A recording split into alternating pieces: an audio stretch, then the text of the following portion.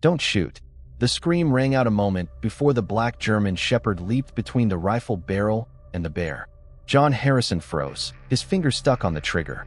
The dog stood motionless, looking straight into his eyes. The bear backed up 2 steps and disappeared into the thick spruces. What the hell? The 70-year-old man muttered, lowering the barrel. In 30 years of living in Alaska, he'd never seen this.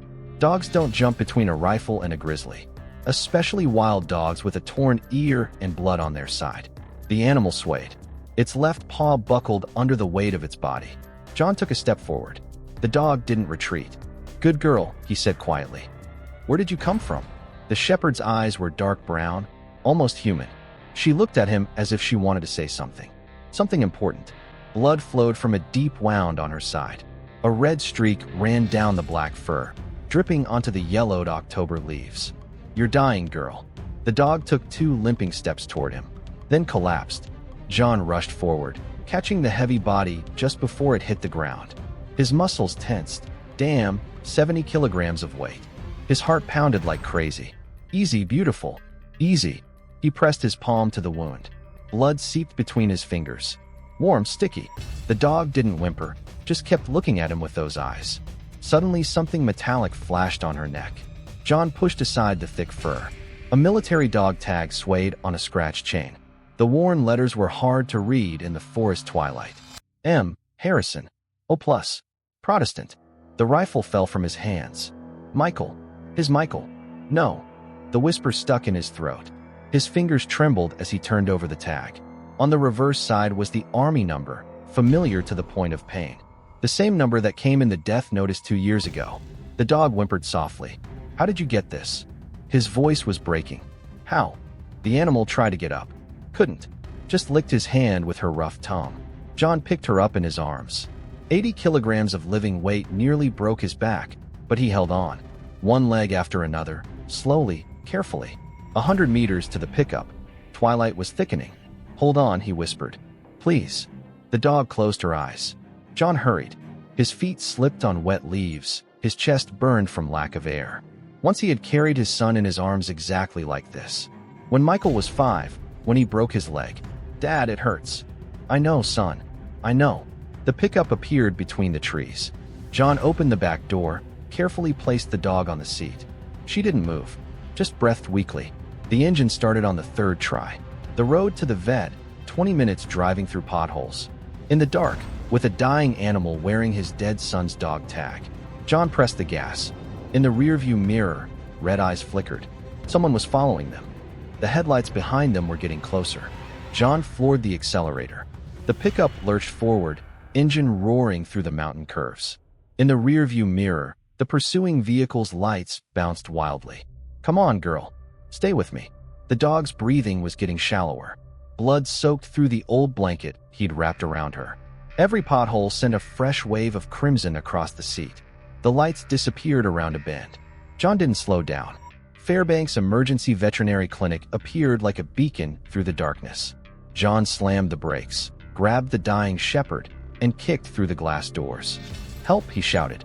Dr. Sarah Chun looked up from her computer, took one look at the massive dog in his arms, and pointed toward the surgery room. "Table. Now." John laid the shepherd down on the cold steel.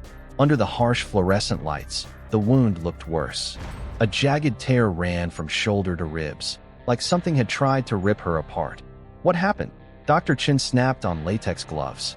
"Found her in the woods. Grizzly attack, maybe." "No." She examined the wound carefully. "This is knife work. Someone cut her." John's blood went cold. "What?" "Clean slice through muscle tissue. See how precise? Animals don't cut like this." She inserted in 4-line. "Someone tried to kill this dog." The shepherd's eyes fluttered open. She looked directly at John. "Easy, Shadow," he whispered without thinking. The dog's ears perked up. Her tail twitched. Dr. Chin stared. "How did you know her name?" I didn't. It just came out. This is Shadow. K-9 unit, military police. She's been missing for 6 months. The vet's hands moved quickly, cleaning the wound. The Army's been looking everywhere for her. John's mind raced. 6 months ago, Michael had been dead for 18 months. How did Shadow get his dog tag? "Someone's been taking care of her," Dr. Chun continued. "She's well fed, trained. But this wound, it's fresh. Maybe 2 hours old. The lights went out. Emergency power kicked in, bathing everything in red. Through the window, John saw headlights pulling into the parking lot. Dr. Chun, a voice called from the front door.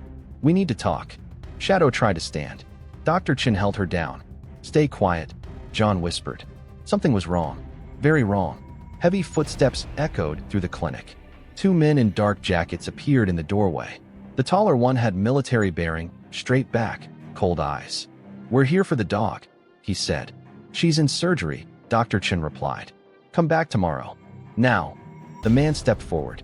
That animal is government property. John moved between them and the table. She's injured. She needs medical attention. She needs to come with us. The shorter man pulled out a badge. Federal Marshals. The dog is evidence in an ongoing investigation. Shadow growled low in her throat. Evidence of what? John demanded. Classified. Dr. Chin looked up from her work. I can't release a patient in critical condition. Medical ethics. The tall marshal reached inside his jacket. John tensed, ready to fight. We have a court order, the man said, pulling out folded papers. Signed an hour ago. Impossible. No judge worked this fast, especially not at night in rural Alaska. John snatched the papers. The letterhead looked official, but something felt off. The signature was smudged, the date format wrong. This is fake, he said. The marshals exchanged glances. Shadow suddenly barked once, sharp and clear. Both men stepped back. She's warning us, Dr. Chin whispered. The shorter marshal spoke into a radio. Target acquired. Need backup. Target? Not dog or animal. Target. John realized they weren't here to retrieve a lost K9. They were here to silence someone who knew too much. Doc, how long until she can move? 20 minutes, minimum. They didn't have 20 minutes. The tall marshal was reaching for his weapon when Shadow did something extraordinary. Despite her injuries, despite the 4-line, she rolled off the table and landed on her feet. The drug had barely touched her. She'd been pretending. Shadow wasn't just any military dog. She was special ops, and she was ready to fight. The marshal's hand stopped halfway to his gun. Shadow's lips pulled back, revealing teeth like white daggers. Her growl filled the room, promising death. Nobody move, the shorter man said, but his voice shook. Through the window, John saw more headlights. More vehicles. They were surrounded. Shadow looked at him once, then bolted through the back exit. The marshals cursed and gave chase. John followed, his heart hammering. In the alley behind the clinic, Shadow waited by an old motorcycle. She barked once and took off running toward the forest. She wanted him to follow. But following meant abandoning everything he knew. Following meant diving headfirst into whatever got his son killed. In the distance, voices shouted orders. Flashlight beams swept the darkness. John had 30 seconds to decide, safety or truth. Shadow barked again from the tree-line. He ran after her. Forest branches slapped John's face as he stumbled through the darkness. Shadow moved like a ghost ahead of him, her black form barely visible against the trees. Behind them, voices and flashlight beams cut through the night. Search grid formation, someone shouted. Don't let them reach the perimeter. Perimeter? What perimeter? John's lungs burned. At 70, he wasn't built for sprinting through wilderness. His left knee, shattered in a logging accident 20 years ago, screamed with every step. Shadow stopped at a massive fallen pine and looked back. Even in the moonlight, John could see her wound bleeding through the hastily applied bandages. You should be dead, he panted. How are you still moving? She whined softly and nosed at something under the log. John dropped to his knees, hands searching in the pine needles. His fingers found metal. A military ammunition box, buried but accessible. The lock had been shot off. Inside, a waterproof bag containing photographs, documents, and a laptop. Jesus Christ, Michael. What did you find? The first photograph made his blood freeze. His son in army fatigues, standing next to Shadow and 3 other soldiers. But it wasn't taken in Afghanistan. The landscape behind them was pure Alaska. Mountains, glaciers, wilderness. Michael had been here. In Alaska, when he was supposed to be deployed overseas. The documents were worse. Official Department of Defense letterhead, but the content made no sense. Supply requisitions for equipment that didn't exist. Transfer orders for soldiers to bases that weren't on any map.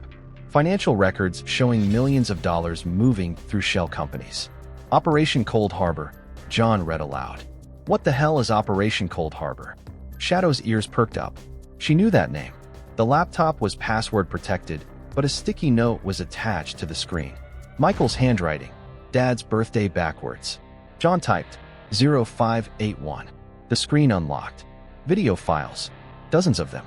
All dated from 2 years ago, the month before Michael's supposed death in Afghanistan. He clicked the first one. Michael's face appeared on screen, older than John remembered. Tired. Scared. Dad, if you're watching this, I'm probably dead. And everything the army told you is a lie. John's hands shook. Operation Cold Harbor isn't overseas.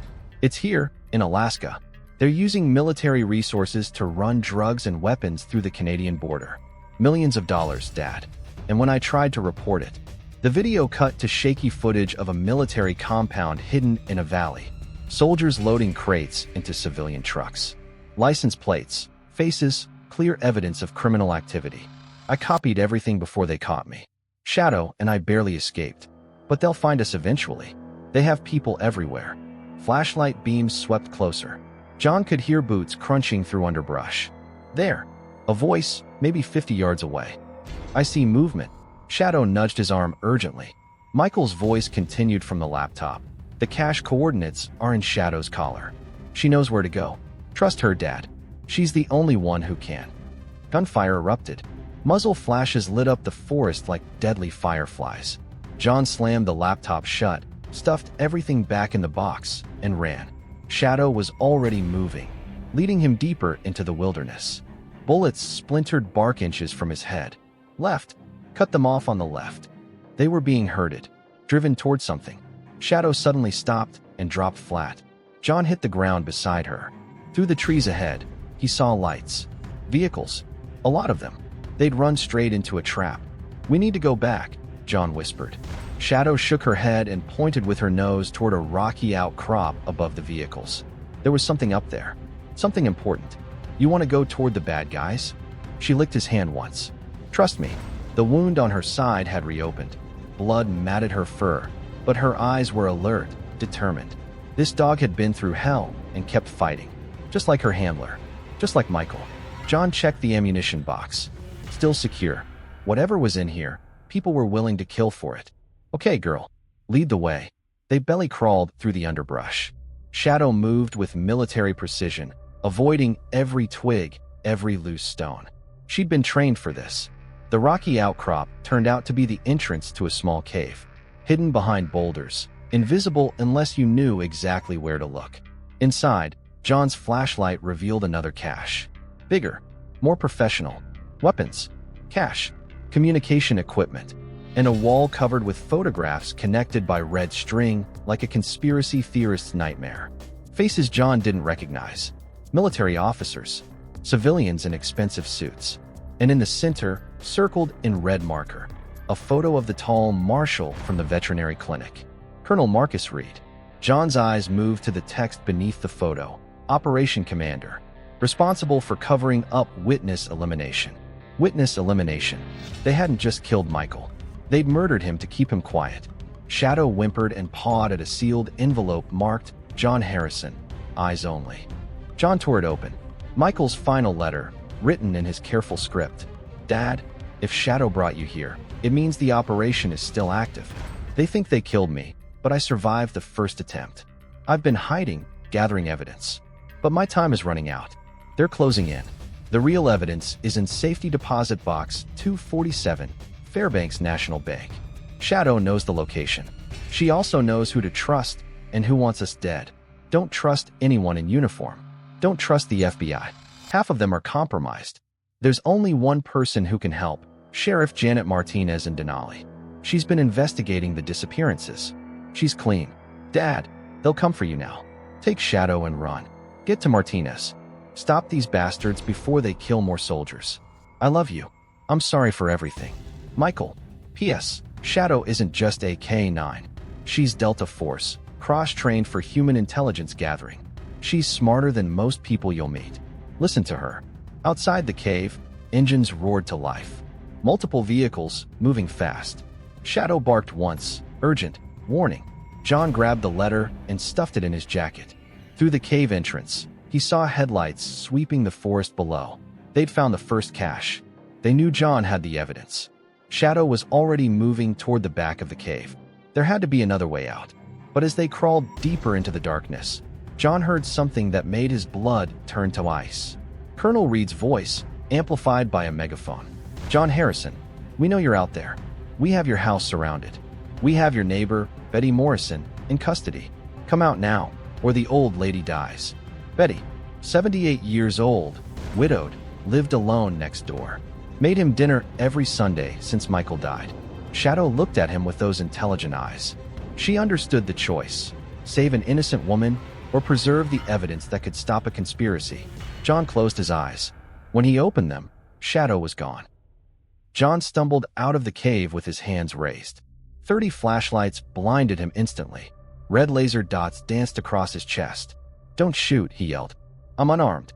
Colonel Reed stepped into the light circle, gripping Betty Morrison's arm. The elderly woman looked terrified but unharmed.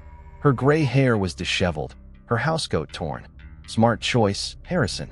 Reed's voice was cold, professional. "Now where's the evidence? Let her go first." "You're not negotiating." Reed nodded to one of his men. "Show him." A soldier dragged forward another body. John's heart stopped. Dr. Sarah Chun, unconscious, blood trickling from her nose. "The veterinarian tried to call the FBI," Reed explained. "Bad choice. Like father, like son, your family doesn't know when to stay quiet." John's hands clenched into fists. "You bastard. The evidence." Now. John reached slowly into his jacket for the letter. Reed's men tensed, fingers on triggers. A black shadow exploded from the tree-line. Shadow hit the nearest soldier like a missile, jaws clamping down on his rifle arm. The man screamed. Other soldiers spun, confused in the darkness. "Fire! Fire!" Reed shouted. Gunshots erupted. Muzzle flashes lit the forest like a strobe light. But Shadow was already gone, melted back into the night. In the chaos, Betty Morrison drove her elbow into Reed's ribs and broke free. "Run, Johnny," she wheezed, sprinting toward the trees with surprising speed for a 78-year-old. John didn't hesitate. He dove behind a boulder as bullets whined overhead. "Contain the perimeter," Reed barked. "They can't get far." But they could. Shadow reappeared beside John, panting heavily. Her bandages were completely soaked with blood now, but her eyes were sharp, alert. She nosed at his jacket pocket. "The letter. You want me to read it again?" She nodded once. John pulled out Michael's letter, scanning it quickly by moonlight. There, something he'd missed before. A postscript at the bottom. "Emergency extraction point. Mile marker 47, Parks Highway. Signal, 3 short whistle blasts. Response, Shadow will howl twice. Package pickup arranged for 0300 hours only." John checked his watch. 2:47 a.m. 13 minutes. Mile marker 47 was 8 miles through dense forest. Impossible on foot. Shadow barked once and trotted toward a cluster of vehicles. Reed's men had left engines running for quick escape. "You want to steal their truck?" Another nod. John grinned despite everything. "Just like your daddy." Michael always had balls. They crept toward the vehicles. Shadow moved like smoke, checking each truck methodically. She stopped at a black Suburban and scratched at the door. "This one." She jumped into the driver's seat when John opened the door. "I'm driving, girl." Shadow reluctantly moved to passenger side, but kept one paw on the steering wheel. "Message clear. I'm watching you." The engine started quietly. John eased the Suburban forward, headlights off, navigating by moonlight. Behind them, shouting erupted. Someone had discovered the missing vehicle. "There, southeast. Cut them off at the highway." John floored it. The Suburban crashed through underbrush, bouncing wildly over logs and rocks. Shadow braced herself against the dashboard, alert for obstacles. They burst on a Parks Highway doing 60. John flicked on the headlights and accelerated. Mile marker 46. Mile marker 47. Nothing. Empty highway stretching into darkness. Shadow whined anxiously. She stuck her head out the window, sniffing. "You smell something?" She barked 3 short times. The signal. John grabbed the emergency whistle from his keychain and blew 3 short blasts. Silence. Then, from the forest, 2 long howls. Not Shadow. Another dog. Headlights appeared in the rearview mirror. Reed's convoy, closing fast. "Come on," John muttered. "Where are you?" Shadow suddenly barked and pointed toward a dirt access road almost hidden by trees. John yanked the wheel hard right, tires screaming. The access road led to a small clearing where a helicopter sat waiting. Rotors already spinning, pilot in night vision goggles. A woman in sheriff's uniform stepped out of the aircraft. Hispanic, mid-40s, confident bearing. "Sheriff Martinez?" John shouted over the rotor noise. "Get in. Now." John ran toward the helicopter. Shadow hesitated, looking back at the highway. Reed's vehicles were seconds away. "Shadow, come." The dog looked at him, then at the approaching lights. She made a decision. Instead of running to the helicopter, she sprinted back toward the highway. "Shadow, no." Martinez grabbed John's arm. "We have to go. I'm not leaving her. She's leading them away from us. That's what she's trained for." The helicopter lifted off just as Reed's convoy reached the access road. Through the trees, John saw muzzle flashes, heard barking, then silence. "No!" John screamed. Martinez handed him a headset. "She saved our lives. Don't let it be for nothing." As they flew toward Denali, John clutched Michael's letter and stared down at the forest. Somewhere below, Shadow was either dead or running for her life. Alone, just like Michael had been. Martinez's voice crackled through the headset. "Mr. Harrison, there's something you need to know about your son's death. Something that changes everything." John looked at her, dreading what came next. "Michael isn't dead. He's been in protective custody for 6 months. But Reed's people found our safe house 3 hours ago." The helicopter banked sharply toward distant mountains. "Your son is alive, Mr. Harrison, but not for long." The safe house was already burning when their helicopter crested the ridge. Orange flames licked through the windows of the remote cabin. Black smoke billowed into the pre-dawn sky. 3 military vehicles surrounded the building, soldiers taking defensive positions. "Landing's too hot," the pilot shouted. "They've got RPGs." Martinez grabbed her rifle. "Set us down behind that tree line. We go in on foot." John stared at the inferno below. If Michael was in there. "He's not in the house," Martinez said, reading his expression. "Safe houses have escape protocols, but Reed's people are hunting him in the forest." The helicopter touched down 200 yards from the flames. John jumped out before the skids hit ground. "Wait," Martinez called, but he was already running. Through the trees, he could hear dogs barking. Not just one, a whole pack. Reed had brought tracker dogs to hunt his son. John crashed through underbrush, following the sound. His lungs burned, his bad knee screamed, but he didn't slow down. A gunshot echoed through the forest. Then another. There. Movement at 2 o'clock. John dropped behind a fallen log. 50 yards ahead, four soldiers moved in tactical formation, following German shepherds on long leashes. But these weren't military dogs. They were attack dogs, trained to kill. Where was Michael? A whistle, 3 short blasts, came from deeper in the forest. Michael's signal. He was alive. John started toward the sound, then froze. One of the tracker dogs had caught his scent. The animal pulled against its leash, nose pointing directly at John's hiding spot. The soldier holding the leash raised his rifle. A black shadow exploded from the trees behind them. Shadow. Alive, bleeding, but moving like death itself. She hit the first tracker dog with devastating force. The 2 animals rolled in a snarling ball of teeth and fury. The soldier tried to get a clear shot, but the dogs moved too fast. Shadow broke free and charged the next dog. This one was bigger, meaner, but Shadow had something the others didn't: motivation. She wasn't just fighting for territory or pack dominance. She was fighting for family. The second tracker dog went down hard. Shadow spun toward the third, lips pulled back, eyes blazing with intelligence and rage. "Shoot the black one," a soldier yelled. Gunfire erupted. Shadow twisted, dodged, used the trees as cover. She'd been trained for combat operations, and it showed. John used the distraction to circle behind the soldiers. These weren't hardened special forces. They were corrupt military contractors, in it for money, not country. He picked up a heavy branch and swung it like a baseball bat into the nearest soldier's knee. The man screamed and dropped. "Dad!" Michael's voice, close now. John spun and saw his son limping out of a ravine, clutching a pistol. Alive. Older, scarred, but alive. 27 years old, but his eyes looked ancient. "Michael!" John started toward him. "Look out!" Colonel Reed stepped from behind a massive pine, rifle trained on John's chest. "Touching reunion," Reed said. "Too bad it's also a goodbye." Shadow appeared like a ghost at Reed's flank. The colonel sensed movement and spun, but Shadow was already airborne. Her jaws clamped down on Reed's gun arm. The rifle discharged harmlessly into the trees. Reed screamed, trying to shake off 70 pounds of enraged military dog. Michael raised his pistol, but couldn't get a clear shot. Shadow and Reed crashed to the ground, rolling. The colonel pulled a knife with his free hand, slashed at Shadow's wounded side. She yelped, but didn't release her grip. "Shadow off," Michael commanded. The dog immediately released and backed away, blood streaming from new cuts. Reed struggled to his knees, knife raised. John picked up the dropped rifle and pointed it at Reed's head. "It's over, Colonel." Reed smiled coldly. "You think so? I've got 20 men in these woods. Even if you kill me. Actually, you've got 0 men." Sheriff Martinez emerged from the trees, followed by FBI agents in tactical gear, all wearing the same grim expression. "Operation Cold Harbor is finished," Martinez continued. "We've been building this case for 2 years.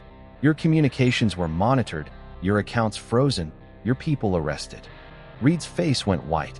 "Impossible." "Michael wasn't the only soldier who came forward," Martinez explained. 3 others survived assassination attempts. They've been feeding us information for months." She gestured to Shadow, who sat perfectly still despite her injuries. "And your tracking dogs? They all have GPS collars. We've been following your every move." Reed lunged for John's rifle. Michael put 2 bullets in his chest. The colonel collapsed, staring up at the lightning sky. "Should have stayed quiet," he whispered, then went still. John dropped the rifle and rushed to his son. They embraced fiercely, both crying, neither caring who saw. "I thought you were dead," John sobbed. "I thought I'd never see you again," Michael replied. Shadow limped over and sat beside them. John reached out, scratched behind her ears. "Thank you, girl. Thank you for bringing him back." She licked his hand once, then laid her head on Michael's lap. Martinez approached. "We'll need debriefings, testimony, paperwork. But for now," she smiled. "Go home. All of you." As FBI agents secured the scene, John helped Michael to his feet. Shadow walked between them, favoring her injured side but alert, protective. "Dad," Michael said quietly, "there's something else. Shadow isn't just my partner. After the ambush, after I was presumed dead, she's been my only family." John nodded. "Well, she's got a bigger family now." They walked together toward the helicopter, 3 survivors bound by blood, loyalty, and shared sacrifice. Shadow looked back once at Reed's body, then forward toward the rising sun. The mission was complete. But for John Harrison, Michael Harrison, and Shadow, this was just the beginning. A new pack, a new purpose, and somewhere in the Alaskan wilderness, other secrets waited to be uncovered.